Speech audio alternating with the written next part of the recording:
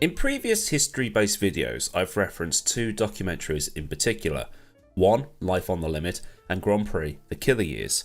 Both documentaries have been key reference points for the whole safety aspect of Formula 1 and its evolution since Jackie Stewart started his safety crusade in the mid-late 1960s.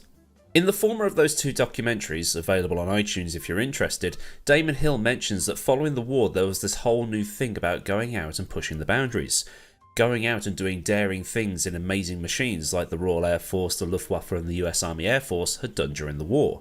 So the engineers built the cars and the pilots raced them on the disused airfields. Some of those, again particularly in Britain, are now the circuits of Croft, Snetterton, Thruxton and the home of British racing, Silverstone.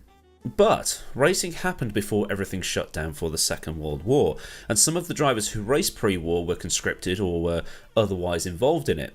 So today I thought I'd talk about two drivers who were involved in the Second World War, and ended up becoming heroes as a result. Also, with regards to images and stuff to look at, this might just be a stick me on in the background thing, but this one is probably the most interesting story I've done so far.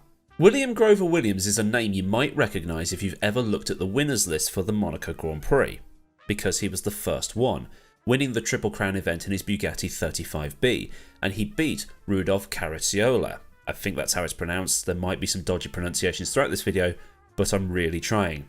And Rudolf was part of that trio of pre-war drivers along with Nuvolari and Rosemeyer, who were sort of the Hamilton, Vettel, Alonso of the time, or the Nadal, Federer and Djokovic of the time. Williams was a British racing driver born in Montrouge in 1903, which is a suburb of Paris. His father was a horse breeder who had settled in France and had 3 children with his French wife, William and his brother Frederick and a sister called Alice.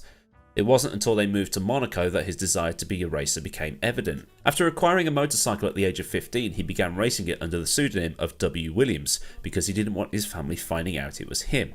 And actually, this wasn't uncommon back in these days, and it actually carried on until as late as the 1980s with drivers adopting one.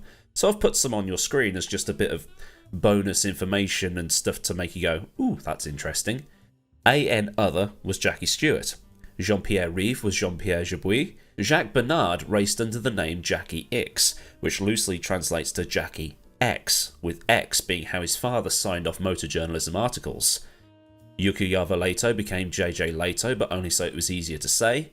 Axel Linther was the fake name for Wolfgang von Trips. And one more, just for the fun of it, John Crichton Stewart, 7th Marquess of Bute, better known as Johnny Dumfries. So by 1926, 23-year-old Williams had moved on to cars and was running his Bugatti in races across France under his pseudonym W. Williams.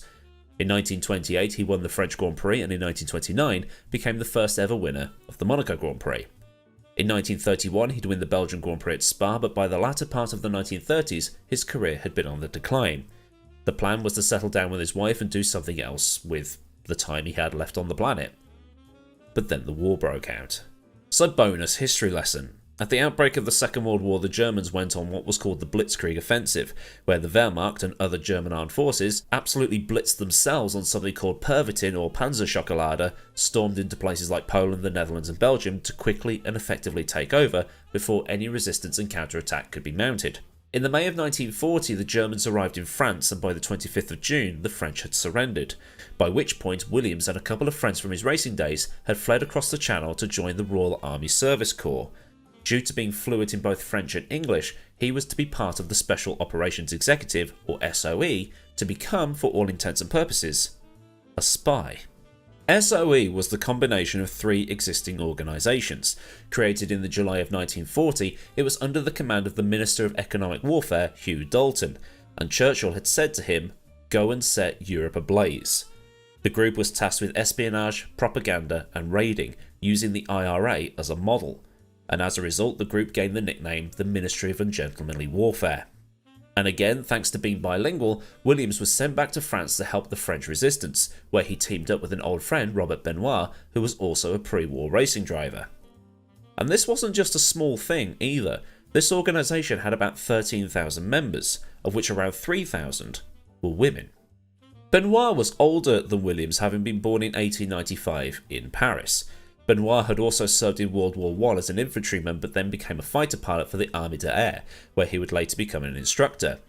As he'd been one of the first fighter pilots in the world, he needed that adrenaline buzz following the war and switched to racing pre-war cars, winning the 1925 Italian Grand Prix on the day that Antonio Ascari, the father of Alberto, was killed in an accident.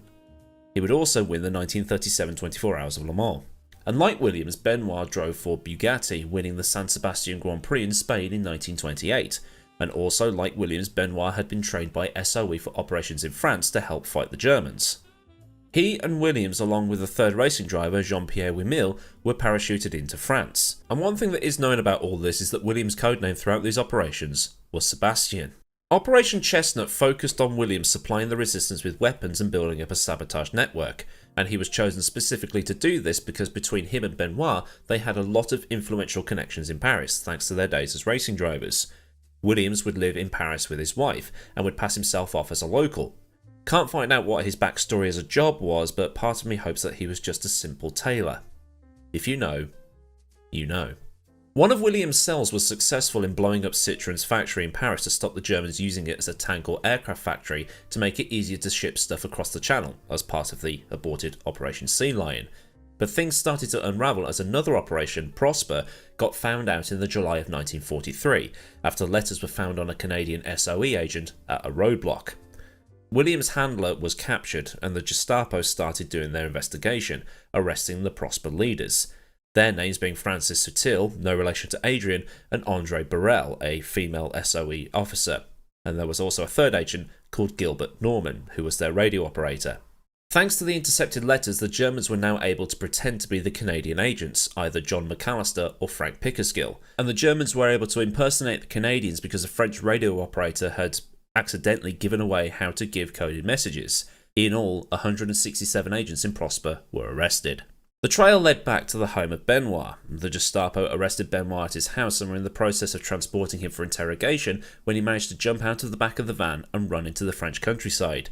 Meeting up with the right people at the right time, he was smuggled back to Britain where he was given new missions and then dropped back into France, where he worked with another SOE agent called Denise Bloch. These missions took place between the October of 1943 and the February of 1944 and were mostly conducted in the Nantes region of France. But in all of this, he wasn't able to escape the Germans.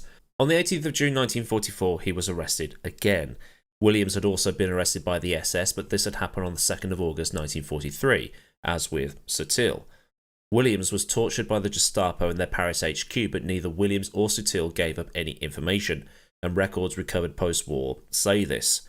I mean, probably have to take word on that because I'd like to read them. But they didn't sell anybody out. Williams and Sutil were sent to the Sachsenhausen concentration camp in Brandenburg where Joseph Stalin's oldest son was also being held, but he had been executed either just before or just after their arrival. Both were executed in the March of 1945, just before the end of the war. The Commonwealth War Graves list the date as the 18th of March. Benoist was sent to Buchenwald in Weimar on the 18th of June 1944 and executed on the 14th of September. Reports say he was either shot, hanged, or strangled with piano wire. Wimille was the only one of the three drivers to survive the war, but peacetime was short-lived, as on the 28th of January 1949 he'd be killed during practice for the Buenos Aires Grand Prix. All the other agents mentioned in this were executed by the Germans in the latter parts of the war. 167 agents were shipped to Germany, where half were executed or died in the camps. Those who survived capture were in sub-networks scattered around northern France. There is a memorial to Williams in Monaco. He is recorded on the Brookwood Memorial in Surrey and also listed on the SOE Memorial in the town of Valençay in France, and the character Sean Devlin in the game The Saboteur was inspired by Williams. Benoist is also listed on the two memorials in Surrey and France, and after the war a memorial race was held for him with a street in the village of Alfagy, I think that's how it's pronounced, is named after him. The grandstand of the old Reims circuit is also named after him. Even though the track is no longer used and hasn't been for some time, the grandstand is still there. So then, a look at the racing drivers who became spies during the Second World War and died war heroes.